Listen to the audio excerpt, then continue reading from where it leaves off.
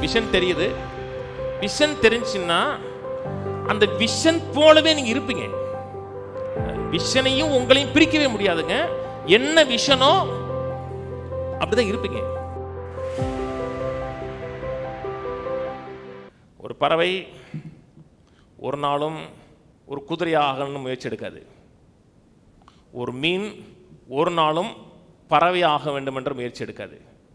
ஆனால் மனிதன் மட்டும்தான் இன்னொரு ஆள் மேலே மாறு நினைப்பான். எல்லாமே தன் நோக்கம் என்னன்னு என்பதை அறிந்து அதில் ட்ராவல் எடுத்துகிட்டே இருக்கும். மனுஷன் மட்டும்தான் தன் நோக்கம் என்னன்னு தெரியாத பொழுது அவங்க மேலே ஆயிடலாம், இவங்க மேலே ஆயிடலாம்னு முயற்சி எடுத்துகிட்டே இருப்பான். இந்த டொமினியன் சொல்கிறோம் இல்லையா, ஆளுகை. நோக்கம் தெரிந்தால் தான் ஆளுகைக்குள்ளே வரும். ஒரு பறவை இருக்குது, அது ஏரில் போக முடியாத அதுக்கு ஆளுகை இருக்குது. அதை கொண்டு போய் தண்ணிக்குள்ள முக்குனீங்கன்னா அதனுடைய டொமினியன் போயிடும். ஏன்னா அந்த நோக்கத்தோடு இணைந்து போகக்கூடியதான் ஆளுகை. கர்த்தர் உங்களை அழைக்கிறார், அழைச்சி உங்களை அபிஷேகம் பண்ணுறார்.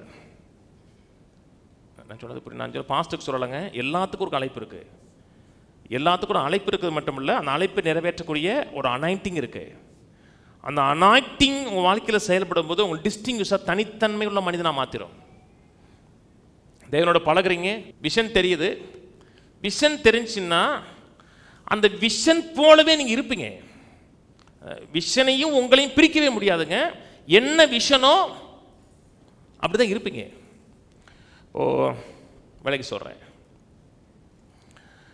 இயேசு பூமிக்கு ரட்சிப்பை கொண்டு வரல. கொண்டு வந்தாரா? இயேசு பூமிக்கு ரட்சிப்பை கொண்டு வரல. கவனிங்க, இயேசு ரட்சிப்பை கொடுக்க வரல, அவரே ரட்சிப்பா வந்தார். ரட்சிப்பை கொடுக்கிறதுனா உன்னை கொடுத்துட்டு போயிடுறது. இயேசு ரட்சிப்பை கொடுக்க வரல, அவரே ரட்சிப்பாவே வந்தார். அவருடைய நோக்கமும் அவரும் ஒன்றா இருந்துச்சு. நான் சொன்னது புரியுதுங்களா? உங்களுடைய நோக்கமும் உங்களோட பர்சனாலிட்டி ஒன்றா இருக்கும். உங்கள் பர்சனாலிட்டியும் உங்களோட நோக்கத்தையும் செப்பரேட் பண்ணவே முடியாது. தேவதூன்னு சொன்னார், உனக்கு ஒரு பிள்ளை பிறக்கும், பிள்ளைக்கு நீ பேர் வைக்காத, ஏன்னா பிள்ளையோட நோக்கம் உனக்கு தெரியாது, கர்த்தர் பேர் வைப்பார். அவர் ஜனங்களின் பாவங்களை நீக்கி நீக்கி ரட்சிப்பார். அவருடைய மெயின் பர்பஸ் என்னதென்றால் ரட்சிப்பை கொடுக்க வரல, அவரே ரட்சிப்பா இருப்பார். அதான் அவர் செய்ய வேண்டிய வேலையா இருக்கும். எபேசியர் 2 எடுக்க 2:10. ஏனெனில் நற்கிரியை செய்கிறதற்கு நம் கிறிஸ்து இயேசுவுக்குள் சிருஷ்டிக்கப்பட்டு தேவனுடைய செய்ய இருக்கிறோம். அவைகளில் நாம் நடக்கும்படி அவர் முன்னதாக அவைகளை ஆயத்தம் பண்ணினார். எவைகளை ஆயத்தம் பண்ணினார்? ஏதோ ஒரு செயலை செய்யும்படி உலக தோற்றத்திற்கு முன்னாக நம்மை ஆயத்தம் பண்ணினார். நற்கிரியை வெறும் நற்கிரியை மட்டும், உங்கள் வாழ்க்கைக்காக தேவன் ஒரு டிசைனை உலக தோற்றத்துக்கு முன்னே டிசைன் பண்ணார். அதை அவரோடு இணைந்து செயல்படுகிறோம், அவருடைய பலத்தை கொண்டு செயல்படுகிறோம்.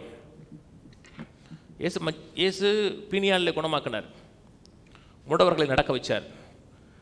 அது அவர் செய்கிற வேலை இல்லை, அதான் அதுவாகவே அவர் இருந்தார். ரட்சிப்புன்னு சொல்கிறோம். ரட்சிப்புக்கு இன்னொரு பயன்படுத்த வார்த்தை ஹோல்னஸ், அதாவது முழுமை அடைய வைப்பது. கர்த்தர் ரட்சிக்கிறா அப்படின்னா வெறும் பாவத்தை மட்டுமல்ல, உங்களுடைய டோட்டல் பீயிங்கவே விடுதலையாக்குவது, முழுமையடைய செய்வது.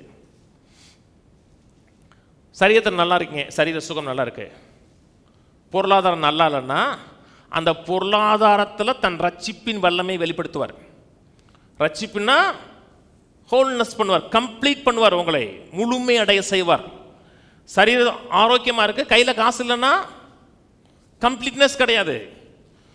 அதனால தான் வேதம் சொல்லுகிறது, வானத்திலும் பூமியிலும் மனிதனை ரட்சிப்பதற்கு இயேசுவின் நாமத்தை தவிர வேறொரு நாமம் கட்டளையிடப்படவில்லைன்னு இருக்கு.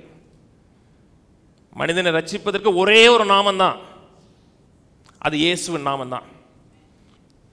உலகத்தில் எத்தனை மத தலைவர் வந்தாங்க, நல்ல போதனைகளை போதிச்சாங்க, அவங்கள் ரட்சகரா கிடையாது. ஏன்னா அவர்கள் பேர் இயேசு கிடையாது. இவர் ஒருத்தர் பேர் தான் இயேசு.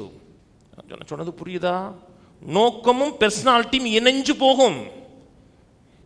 பிணியாளில் சுகமாக்கினார், அது அவருக்கு நேச்சர். மரித்தோரை உயிர்ப்பித்தார், அது அவருடைய நேச்சர். பாவங்களை மன்னித்தார், அது அவருடைய நேச்சர். பாவங்களை மன்னிச்சுட்டு பெருமையாக பார்க்கல, ஏன்னா நேச்சர். உங்களுடைய சுவாபத்துக்கு புறம்பாக ஒரு காரியம் செஞ்சிட்டிங்கன்னா அந்த ரிசல்ட்டை பார்த்தீங்கன்னா உங்களுக்கு பெருமை வரும். சமைக்கவே தெரியாதாவது சமைச்சிட்டிங்கன்னு வச்சுங்களேன், நீங்கள் கொஞ்சம் சாப்பிட்டு பாருங்கள், நீங்கள் கொஞ்சம் சாப்பிட்டு பாருங்கள், உங்கள் நேச்சருக்கு புறம்பாக ஒன்று செஞ்சிட்டீங்க. ஆனால் சிறப்பாக சமைக்கிற ஆள் சமைச்சிட்டு கம்முன்னு இருப்பான், ஏன்னா அது நேச்சர்.